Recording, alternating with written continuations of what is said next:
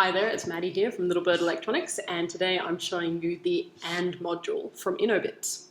What this one does is if you click it to an output module and then you put some inputs on either side, what you need to do is press input, input, and then it turns on. So it's an AND module. If you've got any questions, ping us an email to help@littlebirdelectronics.com and we'll get back to you. Cheers!